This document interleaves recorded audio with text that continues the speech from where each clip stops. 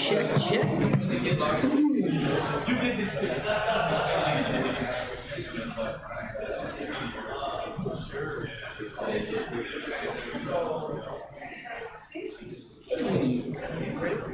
Yeah, oh, let me disable Flux.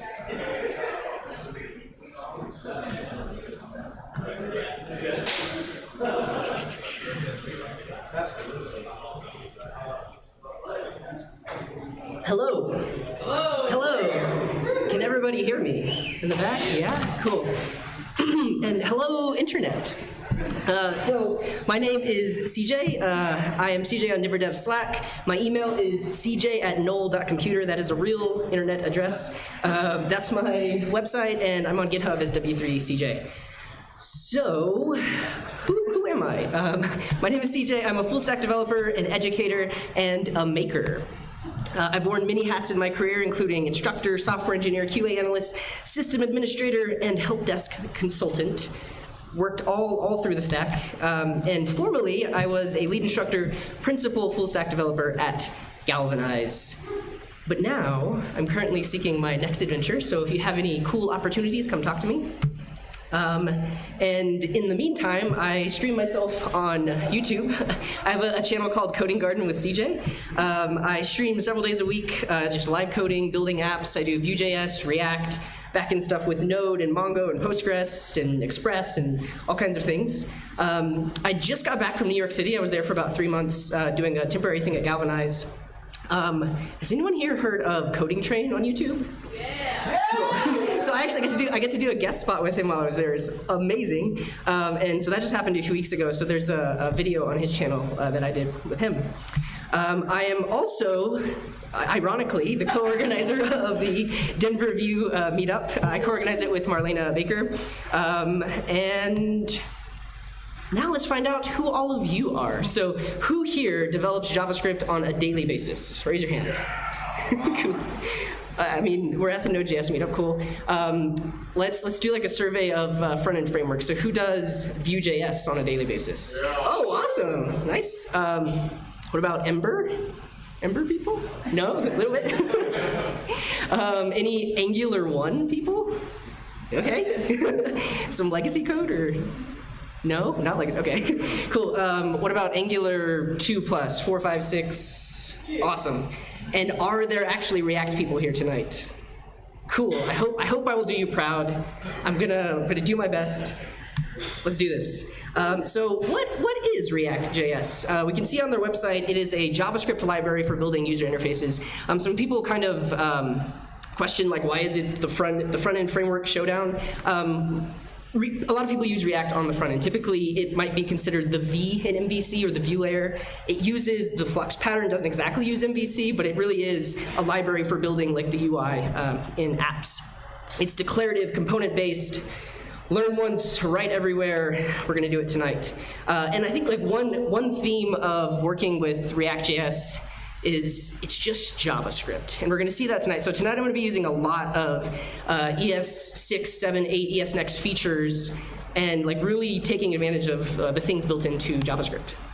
Cool, so let's do it. I'm gonna do a very brave thing and use the latest branch of Create React App and like the alpha branch of React scripts. All of this code is on GitHub, w3cj/react-barkwire. Actually, just real quick, we're gonna get super meta. I'm gonna pull up the Twitch stream and share this. Inception. Inception. So there's that, and then also I have my fancy to-do list. If you ever watch Coding Garden, I'm famous for making really long, really good to-do lists. Oh, and hey, Alka, welcome to the stream. Cool. Okay, yes, let's do this. Let's create a React app. So as I mentioned, I am going to be using the latest branch. Oh, and before I forget, let me start a stopwatch. Cool. So there's an issue on the Create React App repo right now that was opened back in January by Dan Abramov, talking about like what's next in the latest version of React scripts and Create React App. And so he talks about all the things that are going to be in there, including like Webpack 4. And he has a note. This is alpha, so you probably don't want to do this in production, but you can use it by running Create React App at next and telling it to use the latest version of scripts. So we will do that now. Oh, yeah. Gonna test the internet.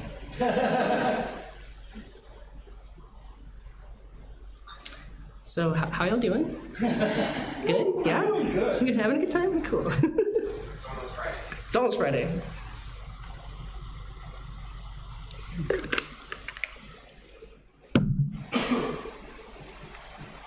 I didn't really plan what to do while this was happening. Twiddle my thumbs? I don't know. Cool. I can kind of do a breakdown of what we're going to do. So we're going to make the React app. I'm actually going to spend a little bit of time setting up ESLint, just because I want to have good errors in my editor. We're going to clean things up. We're going to talk about components. We're going to be using React Router version 4, and then we'll get into actually like coding on the stories as well. Okay, so it's created, and when you use Create React App, that creates a folder. Apparently, I just created it called app name, but I'm going to move that really quick. Let's call it Barkwire. We'll go into that folder and then just do yarn start. So this will start up a Webpack hot reloading auto refreshing server, and wait for this. You might not have seen this before. Yeah?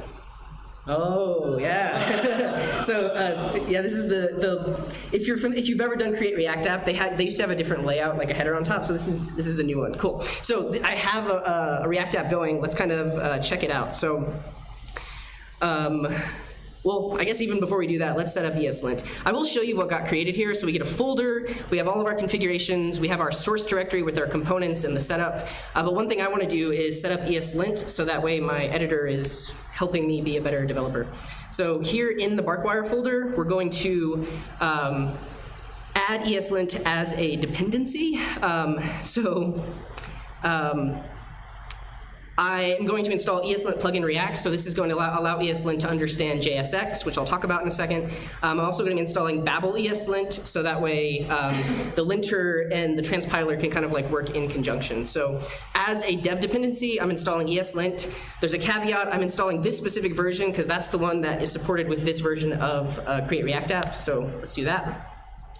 And once that gets installed, I'll just use the CLI tool to generate an ESLint config and kind of like answer some questions for it.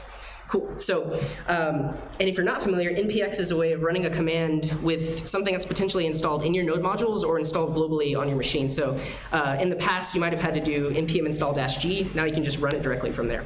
So let's answer some questions. I'm going to answer questions. I am using the latest ECMAScript features. I'm using ES module, so that's like import, export syntax. We're running in a browser. We're not using CommonJS, that's like require. We are using JSX. We are using React. I prefer a two-space tab.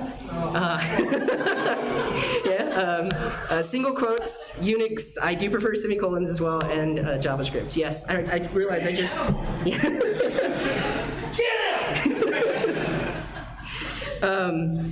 Yeah, but the cool thing about ESLint is if you're working on a team with me, all you have to do is type one command and all of these things will kick in. It'll add semicolons, it'll convert it to a two-space tab or whatever. Cool. So that's running and installing things. And now we need to update our ESLint RC once it gets created. Let's give it a second.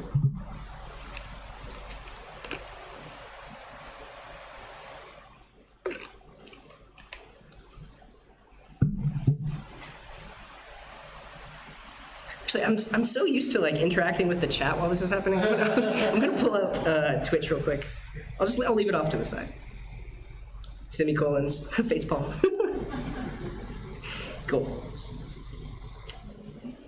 I am downloading at 1.7 megabytes a second. That's crazy.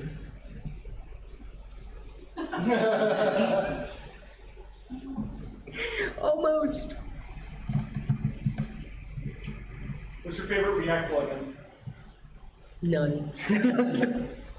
No. I mean, and also, this, like, one thing I do like about Vue.js is, like, it generates with an ESLint and stuff like that. And that's one thing about, like, the React ecosystem. There are a lot of different, I guess, there are other starter projects out there. Oh, no! Did it break? Okay, I have an ESLint file. I'm going to assume it worked real quick. But yeah, so Create React App is like the official one supported by React, but other people have starter projects that include Redux and other plugins and like their preferred way of laying things out. So it is, there's a lot out there that's one of maybe the not so great things about working with React, but I am doing it the official way. I'm going to show you how I set this up. So this is the ESLint file that got generated. I'm going to convert it to a 2-space tab. There are a few things that I have to add in here. I need to tell it to extend plugin React recommended, so that way it understands JSX and gets rid of errors like React is imported but not defined and stuff like that. I'm also going to set the parser to be Babel ESLint. That can just go right here. And this is a bug I ran into earlier. Like, there's a warning in the console, and it's a bug specifically with the accessibility plugin. So I'm just going to disable this rule. It has something to do with text not being in headers, but regardless, I just don't like seeing warnings in the console, so I'm going to disable that one. Okay, if everything went right, we're going to kill this and restart it. DevTools. Cool. All right, we didn't break anything. So let's what's next? Let's clean things up and take a tour of the app. So, like I said, it generated this folder. There is the source directory. Index.js is our Webpack entry point. And we can see we're bringing in the React library, we're bringing in React DOM, we're bringing in some default styles. This is, because we're using Webpack, we're actually able to import styles like this. It's importing the main app component. It comes pre-configured with a service worker that does like offline caching. And then here is where it happens.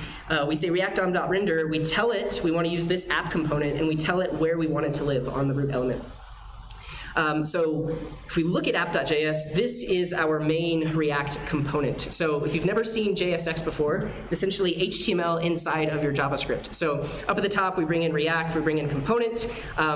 When you're creating class-based components in React, you extend from component to get some of the built-in functionality and lifecycle methods.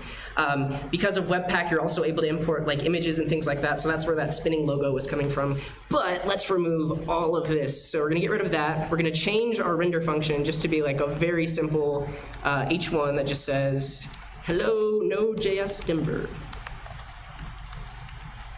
Cool. And now my app should literally just say, hello, Node.js Denver. There we go, cool. So I basically took everything that I was rendering out before and removed it because we're gonna add our own stuff in there. I am gonna get rid of the built-in styles because we're just gonna be using a predefined style sheet. Get ready to throw things at me. I'm gonna delete this test file. And I'm also gonna delete this index.css, mainly because I'm gonna be using a predefined style sheet, the same one that Kyle used. And then in our index.js, also remove that import of index.css. Let's also get rid of this React logo. Things are nice and basic, just the things that I want. Cool. So we've set all those up. We have a basic render function. Now let's create like a basic app layout. So this is very similar to the one you saw Kyle create. You have your header with the title. There's a main area. That's where all the app is going to live. And then you have like a footer. So I'm going to take this and put it into my render function.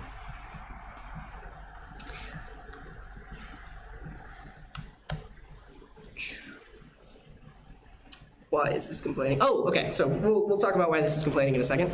And one thing I also need to do is bring in the styles. So I have the styles hosted on now, but the other thing I didn't show is the public folder. This is where your main HTML file lives. And if you look at index.html, it's got some basic setup, and then there's that div right there with ID root. So this is actually where your React app lives, like right on this element.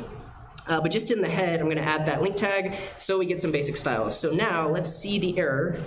Failed to compile, adjacent JSX elements must be wrapped in an enclosing tag. Did you want a JSX fragment? So this is one of the caveats of the render function in React, is because it's JavaScript, you can only return one thing. So if you think about it, I'm basically trying to return like 3 things right now. So typically in the past, you would just like wrap this in a div, and then it would be happy. And we get a basic app, cool. But in the latest version of React, there's this new thing called a React Fragment. And actually, let me show what this renders. So if we actually look at the element inspector, we can see we have div ID root, then there's that parent div, and then everything else lives inside of that. But if I change this to a React Fragment, now, this is basically a way of saying, I want all of these elements to kind of be like at the root of this component. And now you'll notice when it renders, they're all direct children of the divs, so they're not there. And then we can get even weirder about it. I don't think my linter supports this, but you can actually just put empty tags like that, and it works the same way. This is known as like the React fragment. I'm gonna get rid of that just because of the errors there, but that's a thing. Okay, so we have our basic layout. Now let's break this down into components. So we talked about this is our main app component, but what I want to do is I want to pull this header into a component, I want to pull this footer into a component, and then bring those things in. So in my source directory, I'll create a new folder, call it components. And in here, I'll create a new file and call it header.js.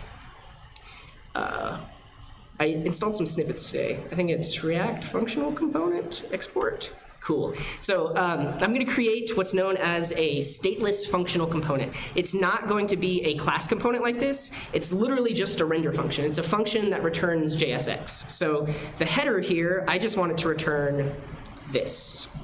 And I'm going to get even weirder with it and just use like the fact that arrow functions in ES 2015, if they only have one line, it automatically returns it. So we now have a really basic render function that just returns a header. And so now if we want to use this component inside of our main component, we can import it in. So we'll import header from, components and header. And now right in the place where this header was, we'll now use that component. Let's do it like that. Cool. And it should work exactly the same way, but now we've kind of like encapsulated the logic of the header into another component. One thing to note, your custom components in React actually need to begin with a capital letter. So when React is seeing your code in JSX, anytime it sees a lowercase, it actually interprets that as just like a regular DOM element. So your custom components actually need to have capital letters. So we'll do the same thing with footer. Let's create a new file in components called footer.js, React functional component export, cool. And we'll take this footer and throw it in that component.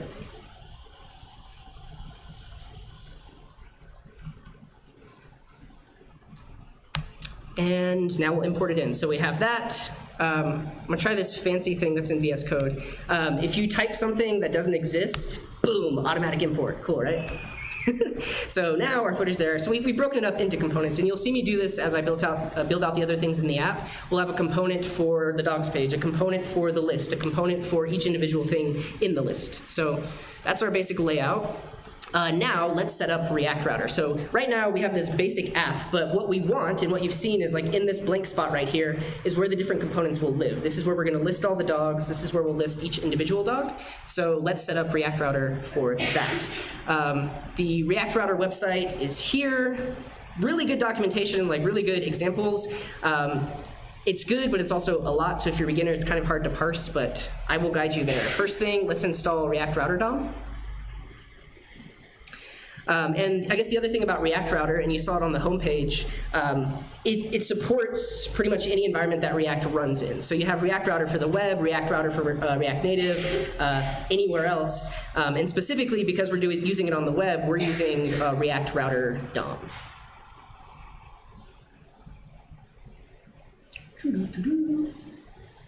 Cool. So we have it. Now we need to use it. So if we go back to our index.js, which is where everything lives and everything is set up, we will import the browser router from React Router DOM.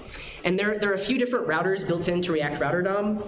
The browser router is one that uses the HTML5 history API, so there's no like hash in the URL. It's just like clean URLs. There's also hash router, but typically what you see people do is import browser router as router. So you just alias it to the name router, but it is a browser router. And then you wrap your app in the router component. So here we'll have router, and inside of it, the app will live. And now, that doesn't do anything on our page, but our app is now available to use routing. This is the router itself is using like the context and provider API, which I may have time to show, I may not, but that's essentially what's happening. Because everything lives inside of this, it has access to router stuffs. Okay, and now let's create a component that will hold all of our routes. So in components, let's create a new file. I'm gonna call this routes.js, React functional component export. And for this, we're going to be using a component called switch that's from React Router DOM. So we're going to import switch from React Router DOM. And the way this works is like a switch you're used to in programming. So basically, this lives here. All of your routes will live inside of it, and it will decide which route to show based on what matches in the URL. So we have our switch. And I think one thing I'll do is just add like a not found route. So anytime someone types a URL that doesn't exist, it'll show like a not found page.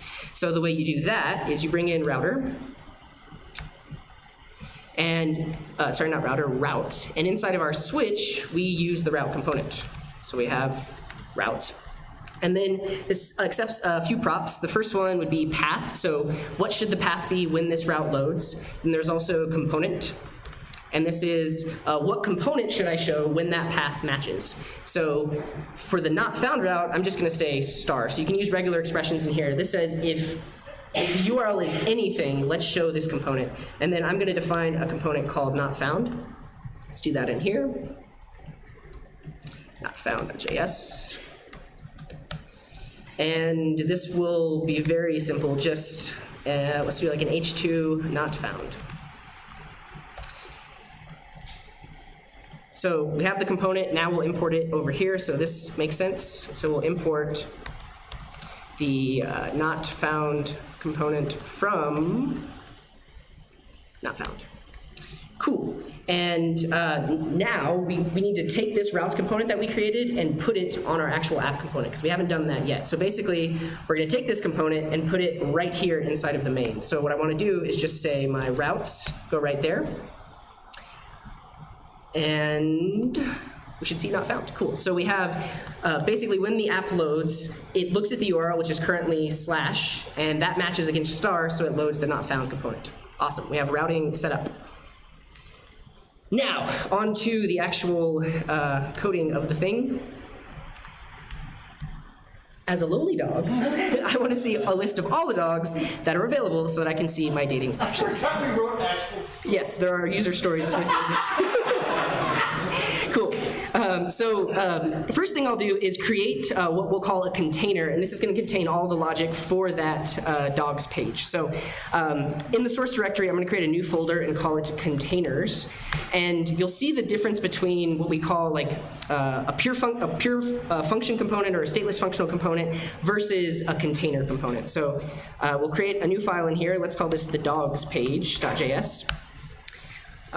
React component, I think. Cool. So I have this class component called dogs page. Again, let's just do a very simple render function just to make sure that it's working. The dogs page. And now that I have this component, I want to set up a route that says when the URL is / like the home page, it should show this component. So in our routes component, we will import in the dogs page. And then we need to add a new route. So the path I want here is just to be /, and the component will be dogs page. This should work. Dogs page, cool. But one thing I want to do is put the prop on here called exact, and that's mainly because these will match even if the beginning of the URL starts with /. So later on, I'll have other URLs that have /. So by putting exact here, the URL has to be exactly / to be able to load the docs page. Cool. So dogs page is loaded. Where are we at? Let's set up state. So I talked about this is a container component. Container components have state. So we'll have some state here, and the state for the dogs page needs some dogs, and I'll say initially it's null because we're gonna have to get those from an API. So when the app loads up, there are no dogs. And we can actually use that in the render function here. So the way you access things on your state inside of like any function in your component is this dot state dot whatever thing you want. So I'm actually going to destructure this. So I want to grab the dogs from this dot state, and then we'll do a ternary. We'll say if dogs exists, meaning it's not null, we'll say this is the dog page. Otherwise, we'll show like a loading message. Okay, so initially, dogs are null, so we see the loading message. But we're going to have to add some code that will update dogs, so that way it will eventually show them. I think I had in here, I was going to do like a loading component. How am I doing on time? Not good on time, so let's keep going. So the next thing is we actually want to call the API. So in a component, to actually call the API, you want to do this in the component did mount. So there are various lifecycle methods in React. This one runs after the component's been added to the page, and now you're ready and able to modify state. So what I'll do is we'll create like a separate file where we can call the API. So I'll get back some result, and I want to await something like get dogs. And then we'll just log the result there.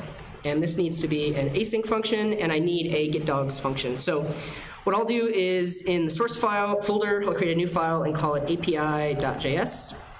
In here, I need to export a function called get dogs.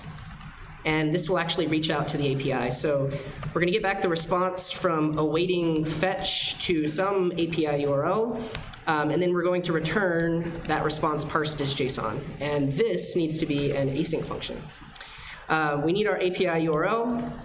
That's barkwire-api.now.sh/dogs. Cool. So we have this function in this file that will actually reach out to the API and get the dogs. Now we want to call this function in our component and put them on state. So in here, now we can actually import get dogs. So I'll import get dogs from the API file.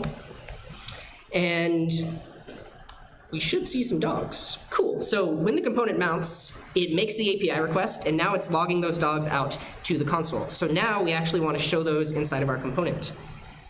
So let's set state. So right now, dogs are null, but what we want to do is we want to take that array that we just got back and put it on state. So for this, you use set state. And this is basically a way of telling React, hey, we just got something, we're trying to put it on state. We'll put it on state, that will rerun the render function, and then whatever changes based on what you needed will actually show up. And actually, let's destructure this. Let's grab the dogs, and then we'll just set dogs on state. So now it should say dogs page, because that data is actually existing under the hood on state.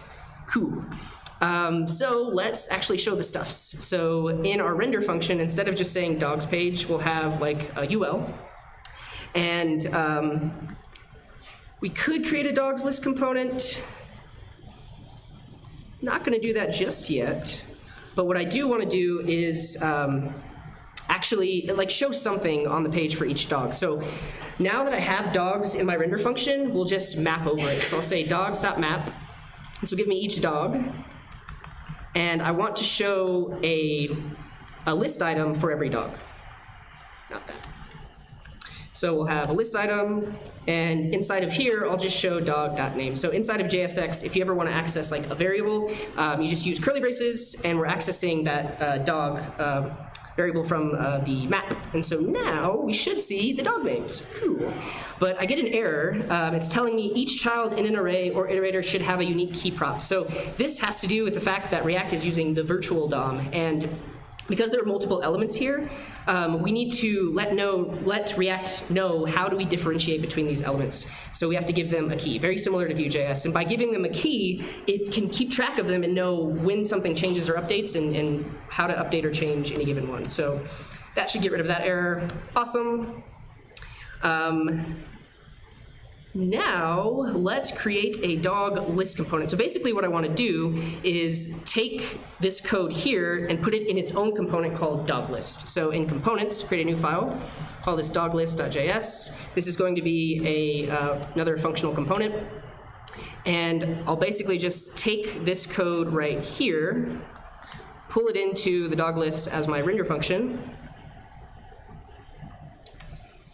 But now, we actually need to get dogs into this component. And so this is known as props. And what we can do is, we'll destructure it. Essentially, this function gets a parameter called props, and you have access to props.dogs, but we destructure it to grab off dogs, so that way we can actually show it. So now to pass that data down, we need to bring in the dog list component here.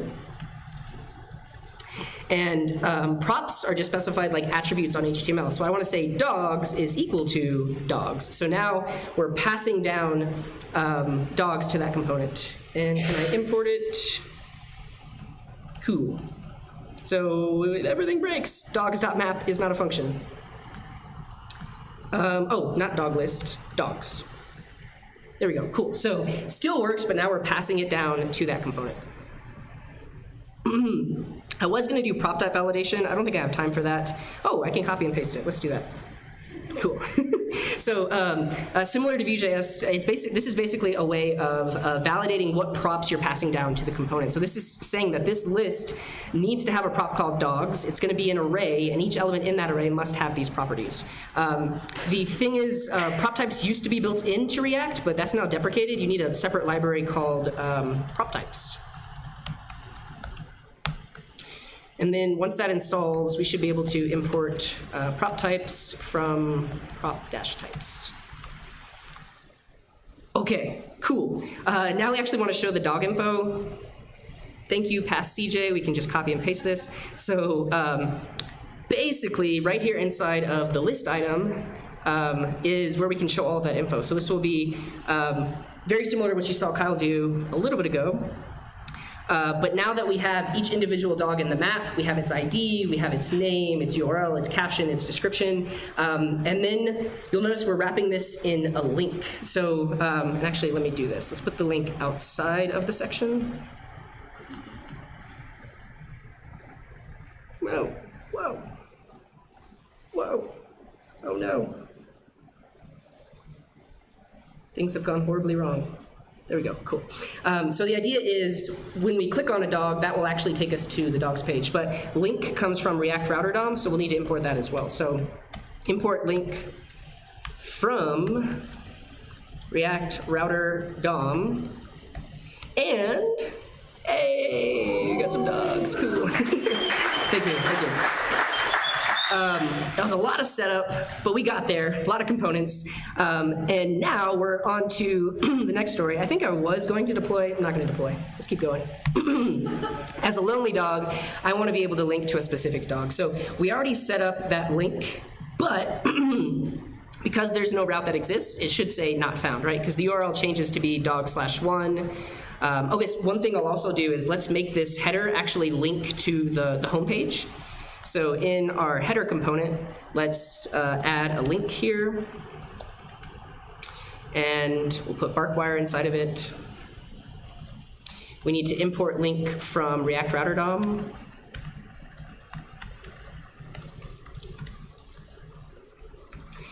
And we specify 2. So when you click this, go to the home page. Cool, so now if I click this, back to the home page, but now we need to implement the single dogs route. So first thing, let's create a dog page container.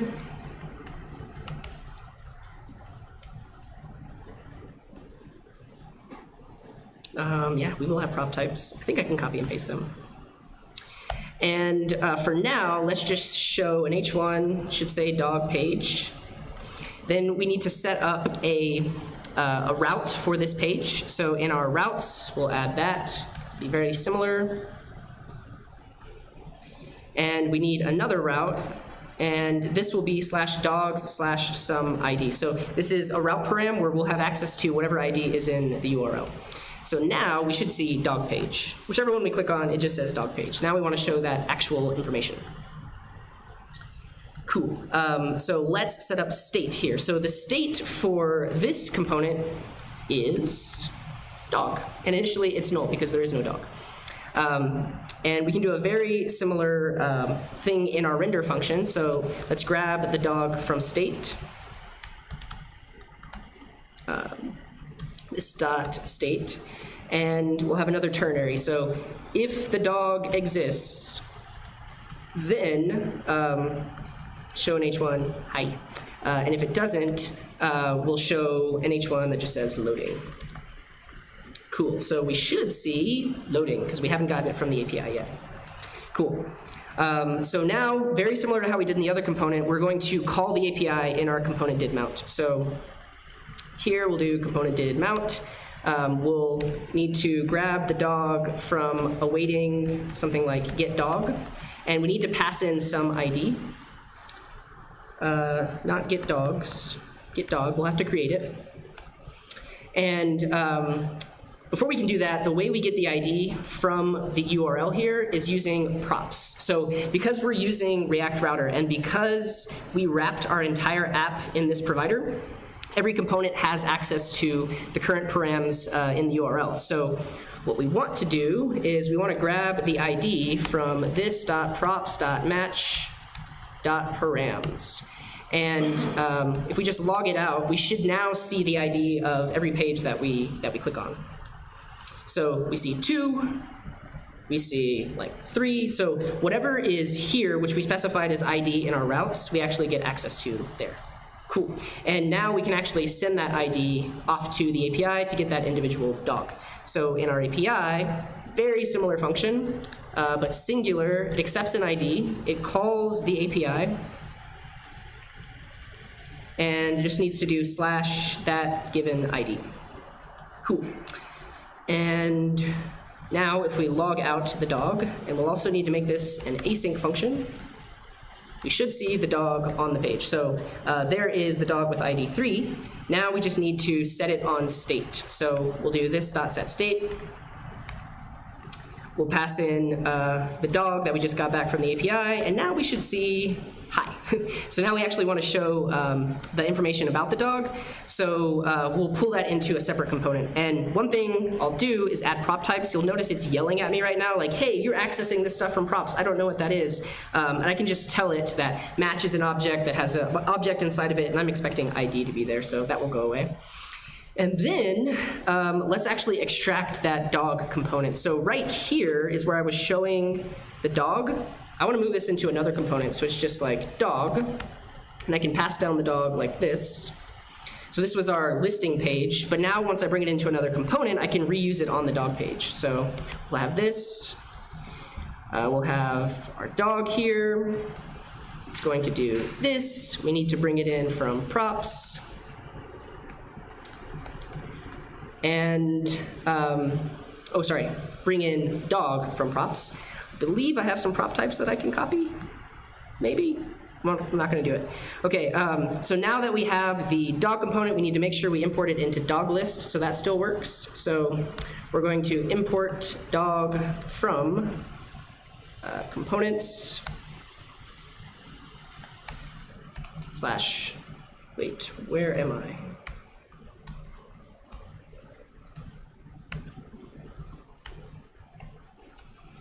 Cool, so the dog list, this should still work, but now that this is in a component, all we have to do is bring it into this, this component and it should just work. So on the dog page, we'll import the dog component, and right here, we want to show dog, and we'll say dog is equal to dog, and there it is, cool.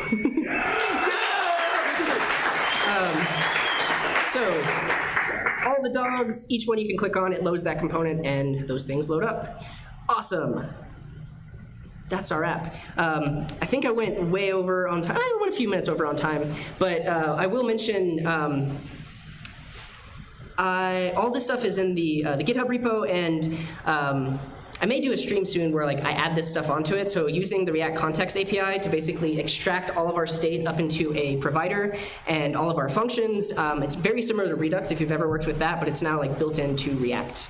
Cool. Links and plugs, all the code is here, git.io/react-barkwire. If you didn't attend last year, I built an MVC mini framework from scratch. So if you just search front-end face-off vanilla.js MVC, it's a really fun time, so check out that video. Subscribe on YouTube, Coding Garden with CJ. I go live multiple days a week. Lots of cool stuff there. And I am giving a talk with Marlena at Denver Startup Week on the 26th. We're doing a talk called Prototyping Overnight with Vue.js. So we're going to talk about all the Vue ecosystem, all of the cool plugins and things that are available to you to make really cool prototypes and usable prototypes and things that you can work on and make better, and more than just prototypes in that talk. So check that out as well. Thank you very much.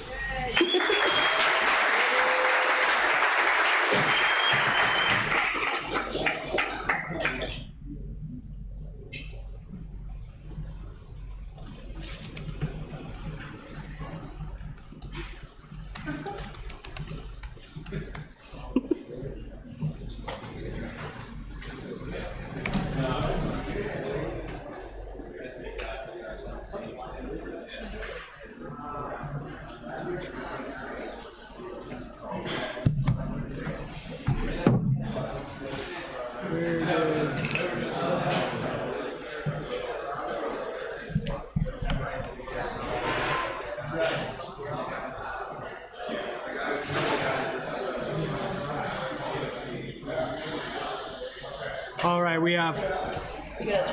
Oh, you turn it off? Okay, we have one last framework left, but I can promise you it's going to be a little bit less code than the last two frameworks. So, I would like to first, before I introduce you to Mavo, or Mavo, I don't actually know how it's pronounced yet, because I haven't ever seen any videos or anything talking about it. I'm going to introduce myself. So in case you don't know me, I'm Brooks. I'm the organizer of this meetup, but I'm also a software developer at Apto. I also have a live streaming channel. Instead of YouTube, I live stream on Twitch and then archive those videos to YouTube. I usually stream in the morning before work around 7 a.m. Mountain Time. And I've worked in the IT industry, doing systems administration and programming for over 10 years. 8 of those years was at NASA. So, it's been a very interesting career to get me to this point, but it's so fun learning new things and growing and seeing the industry grow along with it. So, let's talk about what Mavo is. It was created by Leah Veru in 2017. Who has heard of Leah Veru? One person, one CSS geek in the house. No, okay, fine. Leah is the author of, I believe, CSS Tricks or Secrets. It's a really awesome book that shows how you can replace 50 lines of CSS with one, and that it's accepted by every browser and nobody knows about it. But what's interesting is that she wanted to create a completely different type of framework, one that's not component-based, but one that has as little JavaScript in it, at least from the the coder's end, as possible. So the focus is on HTML and CSS. In fact, today we're going to write 0 JavaScript. I know, we're going to keep it on the back end. Okay, so let's build this out. So I have here a basic indexed HTML page. So what I want to do, I brought in the CSS that we created for the shared app. We're going to have a little bit of custom CSS to add on to that because this framework is all about that. So I should also bring my checklist out that I wrote for myself. Let's create our boilerplate HTML. And we'll call this Barkwire Mavo. And we're going to want to bring in a few different one JavaScript file, but it's not going to be our own. Instead of main.js, let's bring in Mavo.js. I already brought this down.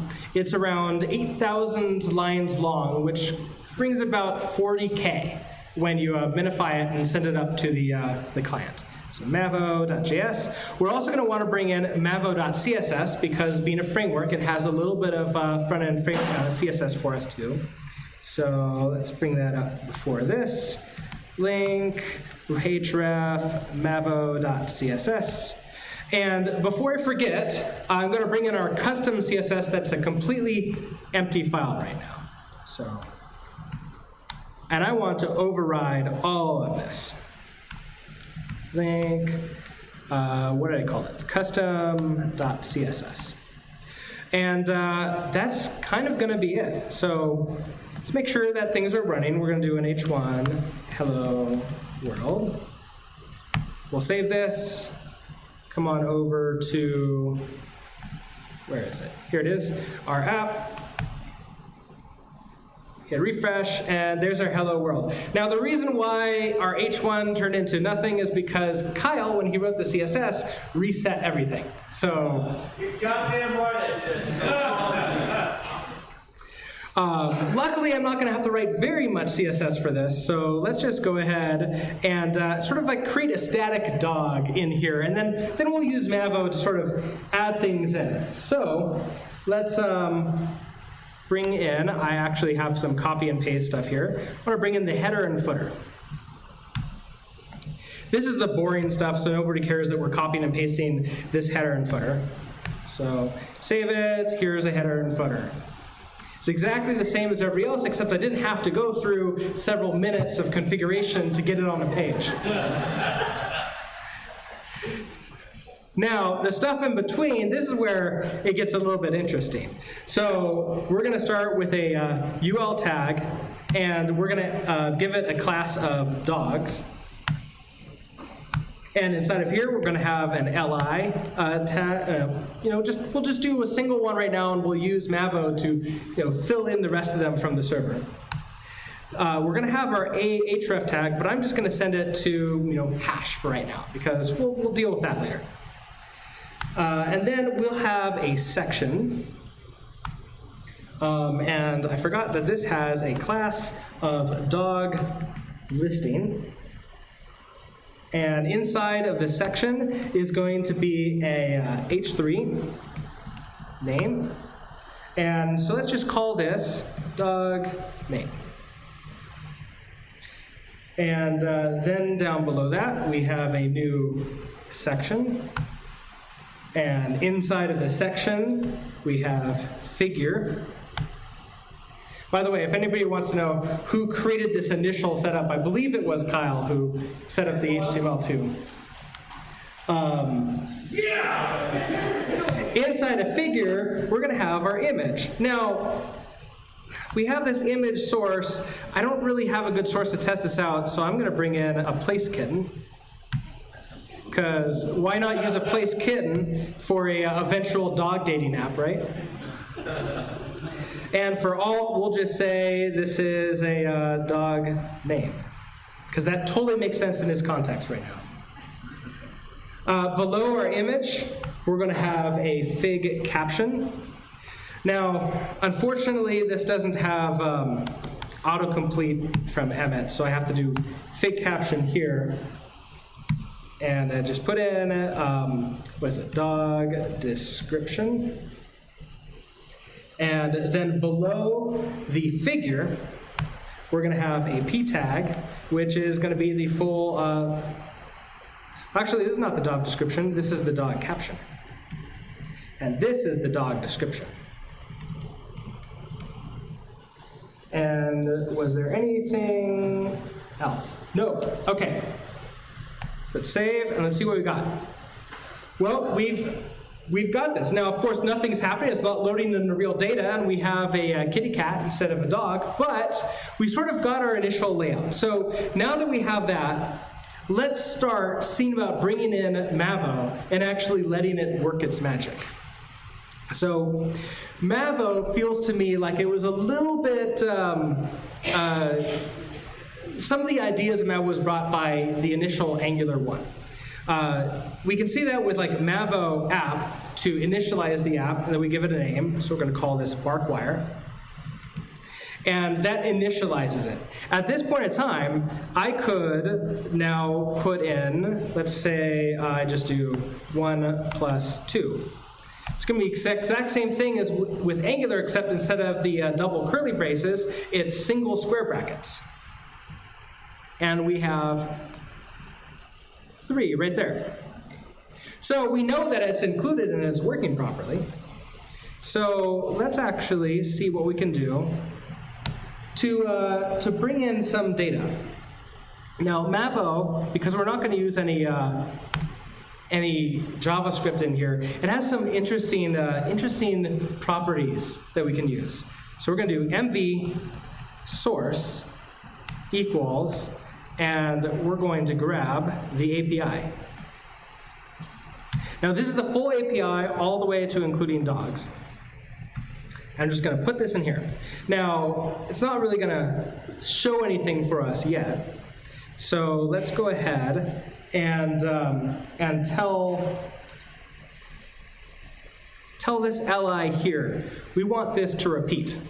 So mv multiple, and we need to tell it what property on the object to listen to that the array is on. So it's property equals dogs. We'll hit save. And now we have a bunch of dogs on the screen. Well, not really, we have a bunch of cats. But it's sort of repeating over there. So how do we actually now extract the data and put it into the DOM? Well, we're going to use a combination of property and those single brackets. So, okay, we bark, well this barkwire is fine, UL class dogs, that's fine. We'll come into here, this is the first one. H3 class dog name, we're gonna do property equals name. I'm gonna hit save.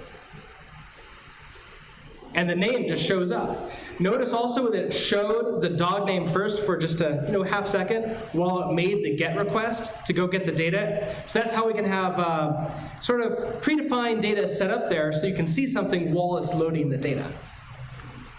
All right, well let's do the rest here. So we have our section, figure, image source. Well, this needs to change. This is going to become image. What is it? Image source? No. Image URL. And alt is just going to become name. So we have the choice. We can use property when we want it to get injected into the tag. But if we just need to use it directly, we use the single square brackets. We could use these single square brackets right here. So we can use image caption right here. Also, this would be helpful if I spelled this correctly. Okay, figure, dog description. Let's do property equals description. Let's save. Let's see what we got. Now, we got image caption here. That's because that's not actually the real one that it's supposed to be. So what did I do wrong? How's it supposed to be spelled? Brackets. Oh yeah, I did put brackets around it. Well, that's silly.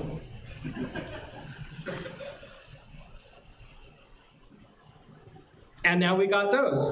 So everything is in here the way we want it to be.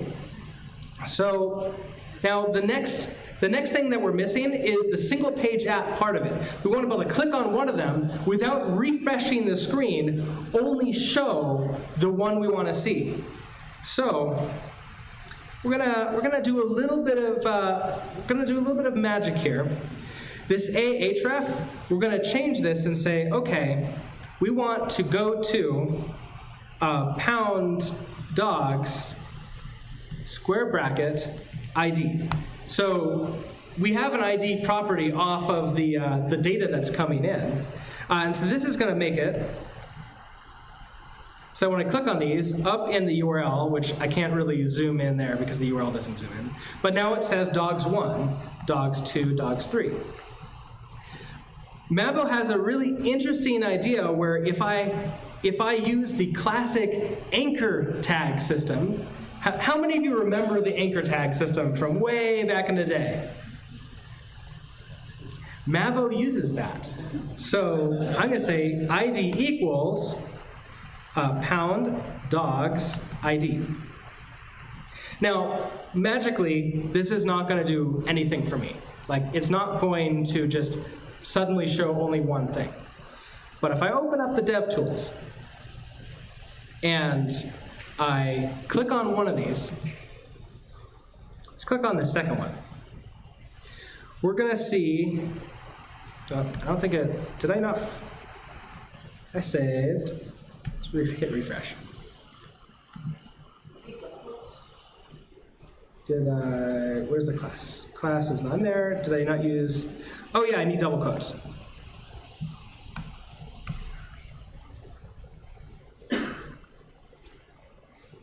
All right. Oh, it's not, I need it. This is the part that I always get, it always sort of gets a little bit in here. Let's try one more thing to get it to go in. So we have ID, dogs ID. We have the href, dogs of ID coming in here. We know that it's going, we know that it's hitting this dogs ID. Let's make sure that if I scroll way in here and I click on the second one, oh no, so notice that it's not jumping down so that that anchor system isn't working properly. So in my LI, I have this ID, dogs of ID.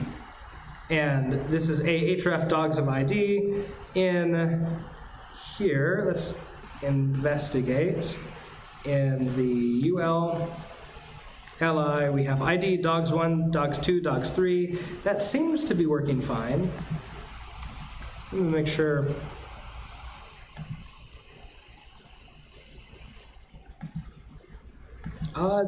It was working for me. Okay, so I'm gonna have to switch over to my emergency solution one. So localhost 3000/solution.html. So now this is suddenly working, but let me show you what's going on here. When I clicked on it, it changed. Oh, did I do a /href ID? No, it should be fine there. But when I clicked on it, it added a class into HTML class here. I want to zoom in on here.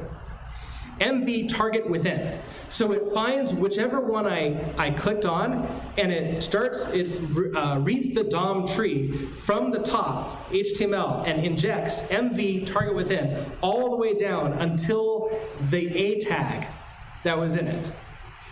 That allows us to come in to the CSS, and we can now write our custom CSS to only show the things that we want to see.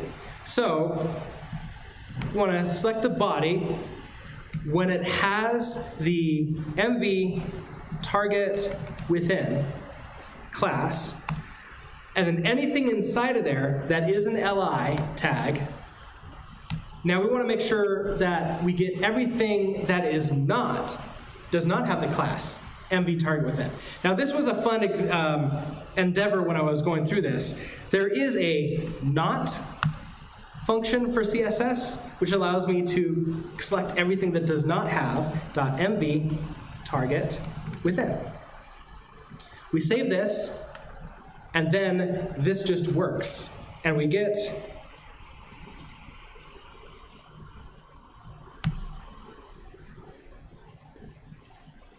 how do I get, okay, there we go. We get the interaction that we want. We click on one, and it shows the one we want. Then we can come back, and it shows them all, because we clicked out of it, and MV target within got removed from everything. And that is Mavo. It basically allows us to really quickly write what we want out, only using HTML and CSS. Now, if there's anything in there that just doesn't get handled properly, then that's where Mavo allows us to write custom JavaScript plugins. But that's outside of the scope of this, this presentation. So that's what I've got. That is Mavo.